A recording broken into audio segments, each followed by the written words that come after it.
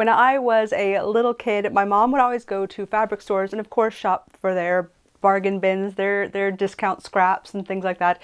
But she'd also ask if they had any of these books available. Sometimes they'd be for sale for very cheap, like a few bucks each, sometimes even free if she got really, really lucky. These seem to be especially common for upholstery style fabric because I figure that this way you can really, really see exactly what the fabric looks like. You can touch it, you can see how thick it is, and get a really good sense of it before you buy a ton of it for a really, really big project. But over time, fabrics get discontinued, new collections come out, and these old books are no longer up to date and become trash. And the stores will sometimes just throw them away, sometimes they'll hold on to them until someone like my mom comes around. Little kid me remembers very much helping her with this whole process. I'd help her take apart these books, although I wasn't really strong enough to help a lot with that part. But then we would sort out the fabrics sort of by color or by weight and feel of them, and then we'd take those bundles of fabric and just dump them into huge buckets of warm water so that the paper backing that's on the back of every single one of these could be sort of scraped off, and hopefully as much of the adhesive that's holding them on as well. Sometimes when you're removing that paper backing, you can get really, really lucky and just pull it away very cleanly, adhesive and all, and that is so fantastic because you get a really clean, beautiful piece of fabric out of that. But just as often, not so much. The backing would only come away in little bits and pieces and it would stick on, but that's where the water comes in handy. The water makes it so that after like 30 seconds of soaking, you could start scratching away all of that paper backing and usually get a pretty good amount of the adhesive with it. I also noticed that some things like velvet in particular was really, really sensitive to having that paper pulled off because the paper adhesive would hold on to the pile, the little short fibers that velvet is made of, and would pull those fibers through the backing, and if you turned it back to the front, you could absolutely tell that something was amiss with the fabric. So it's okay, put it in the water, scrub, scrub, scrub that paper backing off, and then once it's dry, absolutely as good as new. Whatever your paper backing removal style or method is, you're gonna have some pieces that are super, super clean and lovely, absolutely no paper or adhesive on the back, or very, very minimal. But you're also going to have a lot of pieces that end up with quite a lot of adhesive still left on the back. And you could, if you wanted to, if that bothers you, you could cut it away and just use the sections that have little to no glue for your project. But I found that it didn't really make a huge difference in the level of how it felt and bent. Like it didn't make a huge difference to the feel of the fabric. It definitely doesn't show through to the front side. So I didn't worry about it too much, and it's for the project I have in mind, it's really not a problem. That said, I bet there probably is a solvent that you could use to help dissolve away the adhesive, but I'll admit I really didn't look into it since I knew it wasn't really a problem for my project, but maybe something to check out. Out of curiosity, I did try putting a small stack of these into the washer just to see how it would go. I did peel away manually as much of the paper as I could first, but then I just kind of popped it in, and it went about as you might expect it would. I did know that because the pieces were just raw along the edges, there was no stitching or serging or anything to help keep the pieces from fraying out like crazy. I had a feeling that this would happen, but most of them actually survived pretty dang well. There's, of course, that one sample that lost like almost an inch all the way around, but most of them had a little bit of fraying, but really not bad at all. And I feel like effectiveness-wise, it was pretty comparable with how much paper and glue was removed versus how I did it by hand. Like, it worked. I feel like I should mention that I pulled out a ton of paper from my washer's little filter thing. Even though I removed as much of it beforehand as I could, there was a lot of paper debris just everywhere. So it's very messy. And then from the dryer, I received this very lovely gift of a literal giant knotted ball of thread that is from all of the fabrics fraying out at least a little bit. In the end, I feel like the slow and tedious process of removing that paper and glue backing by hand was more effective, or at least I think I prefer it over the slow and tedious process of clipping away all of the frayed out crazy edges and detangling the fabrics from each other from their washing experience, or the slow and tedious process of instead serging all the edges beforehand. And then when it comes out of the dryer, everything was like clumped up. So you have to sit there and iron them all flat again anyways. Like, I don't even know that I can say one is faster or slower than the other. They're just different ways to go about the project. For the hand-washed versions, after I was done washing the pieces, I started laying them out to let them air dry overnight. And while I was letting them air dry, I also started kind of preemptively sorting them into the ones that I really, really loved that particular sample and for sure wanted to include it in my project, versus ones that were like, they're fine, they're lovely, but just didn't quite as nicely match the color scheme I had in mind. So I kind of set those aside as just in case use. Now, after all of that fabric prep, we are here at this point. My mom would take this and start stitching together each of the pieces and make a patchwork style quilt top or blanket. And unfortunately, I do not have any pictures to show you guys what this looked like, although that'd be fantastic if I did. But that's okay, because all you need to do is picture Bilbo Baggins' coat from The Hobbit, and you have a perfect mental picture, absolutely spot on, of what all of my childhood blankets looked like. While making a blanket would be super fun and super nostalgic in a way that I think I'd really, really enjoy, I'm in the mood for something a little bit smaller, maybe a little bit more wearable, something perhaps in the waistcoat, vest, jumps, stays, corset, bodice territory. And I feel like this is going to very nicely fit a particular little niche in my wardrobe. Mainly it's that I love shirts and skirts, and I think in my heart I want to be a shirt skirt girly, but I feel like when you get dressed and you put your shirt in, you tuck it all nice, and you do like the carefulest little tiniest poof to make it look just right, and you look in the mirror and you look fantastic. 10 minutes later, after you reached for that and you pulled that down off the shelf and you're rummaging around to get things off the ground or whatever, like it's suddenly all super pulled out and not looking how I want it to. So I feel like that is what this is going to be really nice for, is for days where I just want it to stay looking a certain way, right? I can't even put it back in right. This is going to be a really nice middle layer cover to really nicely unify top and bottom. Speaking of shirts and skirts, I should tell you guys about my newest acquisitions from ThredUp, the kind sponsor of today's video. This is a lovely linen shirt from ThredUp, and that's one of my favorite things about it. It's an online huge thrift store for secondhand clothes, but I love the searchability that you get that makes it so that I can go and type in, you know, I'm wanting shirts and I want them to be linen and I want it to be a certain size, a certain color. This shirt in particular is from Eddie Bauer. It was originally estimated at $37, but I got it for $7.17. And I have several more. I've got this blue one with embroidery on the front that's really cool. This one also has embroidery that's really neat. And I got one that has like these embroidered flowers all over it and these really beautiful lace details.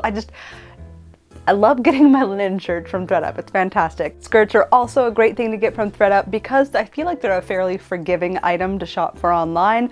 All you gotta do is get the right waist size and everything else just kind of follows suit, which is fantastic. This particular one is great. It has pockets, it's lined. It's, I think, originally from Uniqlo and was estimated at $38, but I got it for $11.05, and I think it's gonna be super cute this spring, especially with my lovely middle garment. What do I want to call this? Vest? Whether you are looking for linen shirts or skirts or any other thing, you should check out ThredUp using my link down in the description to get 35% off your first order, in addition to free shipping on that first order. And I also have it so that there's a list of my favorites included with that link. That way, every time I see something cute, I go ahead and favorite it, and then I go back and pick which one I'm gonna go ahead and get. But there's just so many cute things, I can't possibly get them all, but maybe one of them could become yours. So check out that link down below, use my code Morgan to save that 35% off your first order. And I hope that you find some cute things, whether they're my flavor, your flavor, or something in between. I hope it'll be just what you're looking for. I love all of the bodice and corset inspired tops that have been part of mainstream fashion for the past 3 or 4 years, but weirdly enough, I haven't worn it much myself in that time. And I think part of the reason why is because I feel like a lot of the times my bodices will be just a little too short, and between the bodice and the skirt will be like a little poof of white fabric from my shirt poking through. So I think I'm in the mood for something a little bit longer to help kind of keep everything nice and smooth and lovely. And that's what led me more into the 18th century waistcoat slash jumps direction, because I feel like those are much longer and very much meant to be like a soft corset. They are quilted instead of boned, or at least very minimal boning, but they're still meant to be supportive and help kind of keep everything in place and nice and lovely looking. And from what I understand, they're more of a kind of casual, at home, lying about, kind of chilling sort of garment, something that you would wear in front of your family and maybe really close friends. Honestly, not unlike Bilbo Baggins' morning robe, now that we mention it. So for my project, I decided to just jump in. I started taping up on my mannequin, trying to get a sense of what I wanted this design to look like. I did want to go for a wrap inspired thing to kind of sort of reference that robe, but obviously not quite as big or as full. So I just started going to town with the tape until I ended up with a shape that I was relatively happy with. And then from there, I popped a layer of cling film over top and then some tape to secure everything down. So the cling film is to make it so that the tape wasn't sticking directly to my mannequin, and the tape was to add firmness where the cling film wouldn't have, right? So these two and their powers combined made it so that I had this kind of rigid structure on my form that I could then add a bunch of lines to both record what I'd already done before with the blue tape. I used some black marker for that, and I also added some more design lines in some red tape that I had, because I really liked the idea of this sort of fan or ray style design kind of going across the front. I really had absolutely no idea what I was working on here. I was just sort of having fun with the process and seeing what would come out of it. And once I reached a spot that I was pretty happy with, though, I decided to keep on going and see how far it could take me. I cut the tape off of the dress form and then did a little bit of further altering, because I wanted to make sure that the skirts would flare out a little bit rather than sort of cinching right at that hip line. So I added just a little bit more flare to the center of both pieces, right at the front and back around the hip area. And then I popped it back on the dress form so I could double check that everything looked all right, and it did. And I also continued the design from the front. I decided to kind of keep that tape line going. Since I know I want to make this project out of a ton of different fabrics, I think this is a design that's going to really take advantage of that fact and use it to its fullest potential. Since there's so many pieces here that are very non-traditional pattern shapes, I labeled them so that I could keep track of what went where. I highly recommend doing that if you're doing any sort of patterning even remotely similar to this.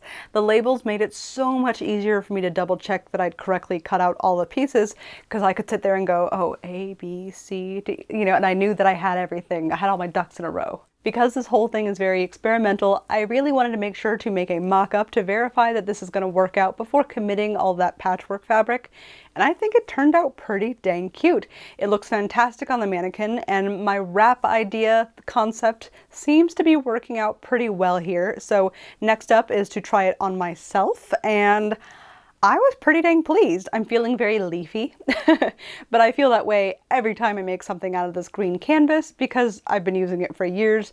I imagine it'll look way different in patchwork form. I did notice that the little triangle I had used for the last bit of the wrap was nicely supporting the bust and holding it where it was supposed to be, but I felt like the front also needed to be pulled in that direction a little bit, so I took a bit of twill tape and just pinned it in place, and I feel like that helped show that I did indeed want a little bit more support all down the front rather than just on the top few inches. The side seam was sort of bumping out a little bit where the waist tie came out on this side, so I'm really hopeful that the quilting process is going to fix that so I don't have to worry about it. Maybe a little bit of boning if I really need. Another thing that I was pondering was the sort of overlap flaps, the little corners here. I was trying to decide if I liked them as they were or if I wanted to maybe overemphasize the overlap side to get a somewhat more asymmetrical look, or maybe I could remove this last panel so that it's kind of like a notch like you would see on modern vests. Nothing was super jumping out at me as, yes, this is perfect, this is the direction I want to go, so I ended up just leaving it as it is, figuring that if inspiration struck later, I can always change it then.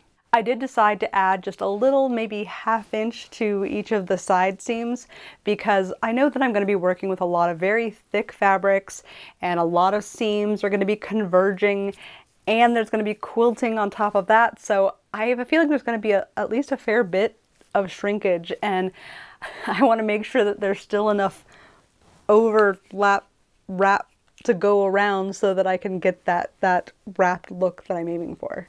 Now that the fabric is prepped, the pattern is all sorted out, it's time to combine the two. First, I arranged all my fabric samples from the lightest to the darkest, and then I started pairing up pattern pieces with fabric pieces. My idea here is that it would look really cool to go from lighter on one side of the wrap, fading to a darker red as the vest goes around my torso, ending with the strongest contrast at the center front where the two pieces overlap. A lot of my pattern pieces were a little bit too big to fit on a fabric sample all in one piece, so for most of them I did a little bit of flipping pieces back and forth and sort of re-sewing them back on to make a new piece that fit the whole pattern better. It was almost never a perfect match, but sometimes I got lucky with relatively continuous looking bits of fabric. Because of the way that this pattern was draped on my dress form, well, draped, none of the pattern pieces themselves have any seam allowance. So what I did was put the pattern piece down and then mark it around the edge with some gray chalk. And that chalk is marking not the end of what the fabric needs to be cut to, but the actual stitch line that that pattern piece needs to be sewn on. So what I did is just kind of guesstimate a bit of extra seam allowance as needed. And then instead of sewing right side to right side, and, you know, opening it like you would for a lot of sewing, instead what I did was fold along that marked gray chalk line, popped it down on top to match the next neighboring piece, and top stitched it together. That way I could double check both of my gray lines were matching up nicely. This also meant that I had a lot less pressing open of seams to do with this project, which is fantastic. Not only because I'm lazy, but also because I was working with a lot of thicker fabrics that I just knew were not going to want to press under. I knew they weren't going to want to do it. So I tried to alternate between thicker fabrics that are going to stay straight and thinner fabrics that I could bend the seam allowance around and top stitch on top of. So I went back and forth between those two. That way I'm not fighting the nature of the fabric as much, and I'm just letting the fabric do what it wants to do, but everything stays very neat and finished looking on the surface. The first panel is done, so next up is going to be the slightly darker second panel at the back here. I draped the fabric samples on the mannequin, that way I could get a really good visual of what not only each of these pieces of fabric looked like next to each other, but also how those colors would flow into the front panel since I've already made that part. I cut out all of these pieces, stitched them together just like before. I did actually make one small change though. Previously there was a dart here at the shoulder, just like there is on the front side, But I found that with these small scraps, they're just not big enough for darts. So instead I converted the dart into 2 separate pieces, and that worked so much easier, and I think it's a lot cleaner looking too. Now for the third panel, I started draping the fabric again, but I decided that I really wasn't loving how the back pattern was mirrored. I thought it would look a lot cooler if the flow of that angled pattern situation that I've got going so far was able to continue up onto that new back piece. So I marked that on the green Mockup fabric and then seam ripped that third panel off so that I could recut the new layout. And of course I labeled it like a good little pattern maker, which is funny because I almost never actually go back and use those patterns terribly often, but if I need to, by golly, those pattern pieces will be marked. With that third panel down, we are on to the fourth and last panel, and I'm really excited about this one because not only is it going to be lovely dark reds, it's going to specifically be a bunch of velvets because for some reason all of my velvet samples seem to be in the dark red shade. But what's cool about that is I feel like that means that this last panel is going to not only be very lovely in color, but also very texturally rich and satisfying. The downside of velvet though is that it does tend to be a little goofy when sewing because the fabric doesn't stick to itself very nicely the way most other weaves will. Instead, it wants to constantly like zhuzh in some direction or the other. They don't stay. So once I got the first few pieces done, I checked it out and I feel like I was getting a weird bubble at the chest. So I figured, okay, I must have messed it up. I took that apart, I seam ripped all of that, and then I double checked my pattern pieces because I was also a little concerned that I'd accidentally flipped one of them upside down. But no, all the pattern pieces looked great. Everything looked like it was correct, so I just stitched it all back up again, trying to really be extra attentive about how exactly my seams were lining up with each other and trying to make sure that it looked okay. And I think it's better. I feel like I got rid of some of the wonkiness that this seam had before, but not 100%. I think that's okay though, because once we've gotten all the rest of the skirt pieces attached and we've finished that whole panel, next up is going to be quilting. And once I've done a ton of lines of quilting through all of this, I think that's really going to disguise any potential little bit of wonkiness still left over. It'll be fine. Speaking of the quilting, in order to get moving on that, we do first need to cut out a lining and get that all stitched together. Rather than make the lining with the exact same pattern that I used for the outside with all of its 24+ pieces, I figured it'd be a lot simpler to take the rest of the mock-up out of that green fabric and cut it up so that we could make it into a more traditional princess seam style patterning. That way we still have all of the bust and waist curve that this pattern includes, but with only 8 pieces total rather than 24+. Continuing with the scraps theme, I did pick out this dusty pink silk as a nice medium tone to go between the white and the red gradient. It's in a bunch of small pieces though because it was leftovers of lining a project I did a long time ago. Actually, in fact, here's a little piece of the outer fabric that is still attached to this, which is really funny that it's still here after all these years. First up is of course ironing all these fabric scraps since they are, after all, very wrinkly after being stored in a ball in a box for who knows how many years at this point. I also got the princess seam pattern pieces ironed so that they are also smooth and lovely. Since the lining is going to be sewn in the more usual way, the right side to right side fabric method, I feel like I do unfortunately need to actually properly measure out my seam allowances for this one with the ruler and everything. That way we can make sure that once it's sewn and opened back up, everything is still the right size. Now that I've got all my pattern pieces, 1, 2, 3, and 4, we're going to combine them right here so that we're left with just a pair of lining pieces for the back and a pair for the front. And then we can start matching them up to the patchwork top layer that we prepared before. I wasn't quite sure if this was actually going to work out yet, so I did start with the back first, figuring that if I'm going to mess up on the learning process, might as well be one of the less visible pieces. I tried to start at the middle where the waist hinges, and I felt like that was the trickiest spot, so I pinned things roughly in place, sort of feeling around and double checking that the lining wasn't doing any weird pulling on any of the front pieces. Then I basted those 2 layers together with big stitches. I figure it's going to be a lot easier to sew all of this on the sewing machine through basting stitches rather than with a bunch of random pins all over it. So once I got that basted, I took out all the pins and I started stitching away on my machine. I've seen quilters do some really fantastic, like, free motion quilting designs, and my skill level and equipment is just not up to that. So I went for just very simple back and forth lines, trying to go in line with that ray or burst design that I was already doing. I tried to at least loosely match the thread color with the fabric itself for my quilting. That way it's still like a visible decorative element, but very lightly so. You can see a little bit better on the inside the stitch patterning I did, and now that it's all stitched together, we can remove all those basting threads and clean up this panel beautifully. It's really, really neat comparing the 2 back pattern pieces, both pre-quilting and post-quilting, because they weigh virtually the same. They're made of very similar materials, but not quite the same. But they do noticeably feel different. The drape and the structure is quite different pre and post quilting in a way that I think is really cool, and I feel like I should utilize on more projects. It's neat. I can definitely see why quilting is used as a sort of boning replacement in some of these support garments, because it totally provides more structure. An hour and a half later, and I have finished the second back panel. Now we're on to the front pieces, and while I'm at it, I decided to add a little bit of lace to these 2 bits on the front.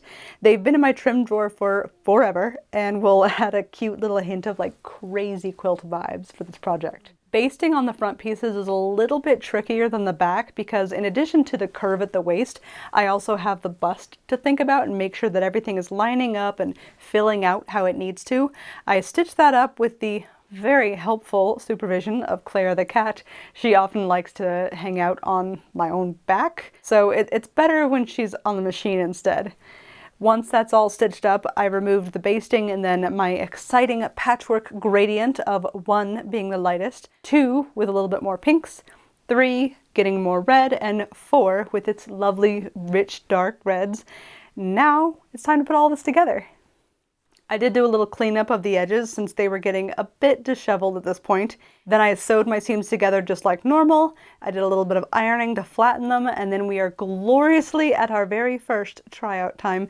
I did immediately notice that I have a bit of a ducktail situation back here. I did notice that the back had extra fabric on the mock-up, but I think it was just lying a bit more flatly in that fabric versus all of the stiffness and structure of this new patchwork version meant that it wanted to stick straight up.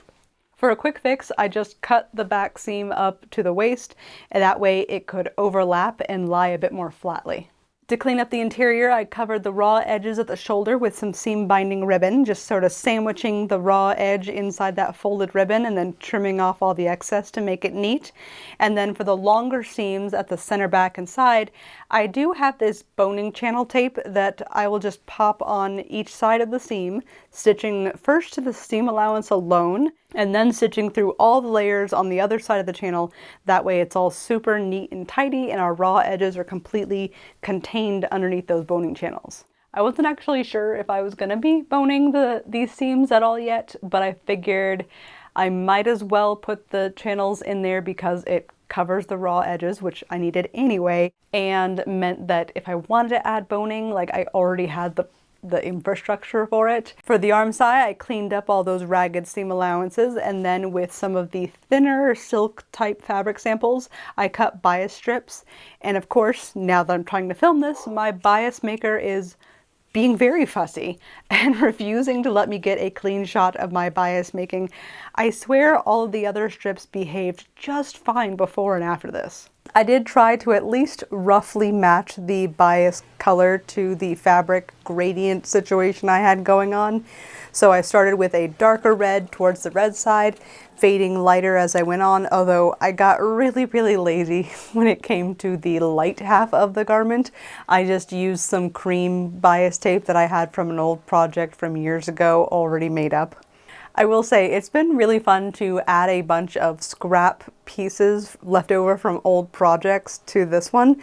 It makes me feel very validated in having held on to them for years and years and years, but also very glad that they've now found a home and they're out of my drawers. I feel like vests normally have buttons to close up the front, but because I wanted this to be more of a wrap tie situation and to continue the sort of corset themed inspiration, I went with fan lacing because I feel like that would, you know, do some cool things with the design. I wasn't sure if it would work, so I did kind of a test version first by just using sewing pins through to be the grommets and lacing the ribbon, and it seemed like it was doing pretty good, so I went forward with it. Rather than grommets though, because I didn't have any silver grommets to match the silver hardware of the fan lacing stuff here, instead I ended up going with hand sewn eyelets that match the red. That way, you know, it's not the nice shininess that a silver grommet would have, but I think it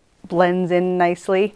So that is what I've got going here. I did add a bone to the center front and then finished off the last of the bias tape at the top so that the bone was encased, and that all worked out pretty dang nicely.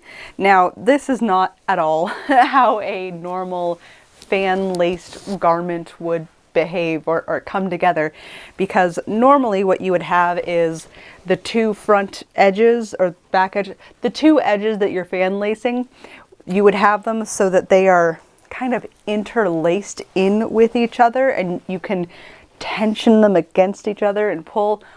This is a completely different setup, so I feel like I'm not using them correctly, but I still feel like I'm using them effectively, because my thought was that I wanted something that would kind of evenly pull on this whole front edge here on both sides, and I feel like it worked out. So I do need to at some point properly stitch down the slip knots that I put in here. I wanted them there in case it turns out I needed more or less here, but now that I'm pretty happy with the length, I think I should at least do a couple light stitches to keep them in place so that it doesn't keep popping out like this. But yeah, this is my wrap fan lace corset waistcoat vest thing. I did cut a little hole here in the side seam, which is where the belt for the under half of the wrap is going to go through. You just slide that on in, wrap it around, and then tie in the back. And when we're done, it has a nice cute little bow in the back. I do feel like while it works out that the back is kind of vented, it's got this opening so that it can overlap. I kind of wish that I had just adjusted the pattern earlier on, that I realized it was going to be a problem earlier on. I noticed it, but I thought, oh, it'll be fine. I think that I wish I had adjusted it properly and made it so that the pattern was one continuous thing. But this definitely is more flexible. So if I have a skirt that's just got a lot of volume to it, it's going to be able to spread out a little bit more, versus when I'm wearing something a lot more flat, it can go flat. I feel like the problem is I'm going to exaggerate it. There's kind of an unevenness to where it comes up. I'm describing this awfully, but hopefully you can see what I mean, right? Like, the more flattened it is, the more it's going to overlap in a way that doesn't look right. But this part aside, I'm overall really pleased with how it turned out. I missed one of my basting threads. When I was originally picturing this in my head before/during making it, I was very much picturing it as a over skirt option, but it looks pretty dang cute underneath. I guess I thought that this lacing situation would interfere somehow, but no, it's fantastic. I feel like you still get the benefit of seeing how the design flows into the ribbon, and you get the little belts detail, and if you put the ties on top and the back, I feel like this is super cute as a very contrasty, fun design. I feel very Belle, not per se Belle, a specific outfit, but more like vibes. Belle vibes are what I'm feeling right now, and I'm enjoying that. So yeah. I feel like this came out really, really cute. I feel like there are definitely things that I would want to tackle a little differently in the future. Like, I was previously imagining that the neckline would be bias bound, the same way that I bound the arm side and the lower edge.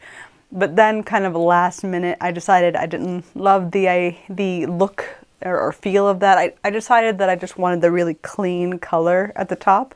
So I turned it under and then just covered this with tape on the inside to get a clean, no raw edges finish. But I also feel like I would have changed how I sewed this particular seam. It's a little tiny nitpicky thing, but I feel like that would have made this lay a little bit more smoothly around the neckline if I had done that. I also feel like because I added seam allowance to this in a way that I think I wasn't paying a lot of attention, I don't know. Whatever the case, I feel like I need to pinch out just a little bit here from the seam allowance right where the bust is. So that would mean I'd need to undo all of this bias tape, do my pinching, and then reattach the bias tape. It's doable, but dang, is that annoying. But all in all, I think it's really cute. And I feel like this is gonna be such a nice, very relaxed, hobbity sort of garment to have as a really good casual between, and it's fairly supportive. I think another thing that I'd really love to add, even before doing the things that I need to be fixed, would be adding a pair of sleeves. Not sew-on sleeves. I would do the historical kind of 16th century, 17th, maybe a bit of 18th. I would do the tie-on sleeves because I feel like that would, one, visually so dang cute. I also have plenty more of these scrap fabrics that I could patchwork sew together so that it would match the vibe. I had so much fun making whatever this is. It was a lot of fun to just really be very experimental and free, whether it was originally what I had in mind or not. It was fun. It was fun to play with materials that I remember from my childhood. It was fun to do construction methods that I thought would be kind of fun to play with, and it was very fun. And even if you don't end up trying to make something similar to this for yourself, I hope that there was something in the video that you do find really inspirational and want to try to incorporate into your next project. The patterning, the construction method, the material like acquisition method, whatever it is. I hope that you guys have a lot of fun in whatever your endeavors are, whether crafty or not. There's a cat right here. Can you see her paw? Nope. Whatever it is you're gonna do, I hope you have a lot of fun. And if you need some linen shirts or other clothes, you should check out ThredUp and use my link down in the description to get that 35% off and free shipping on your first order. Alright, I'm gonna skedoodle off and give this kitten some attention that she clearly desperately needs. And you guys have a good night.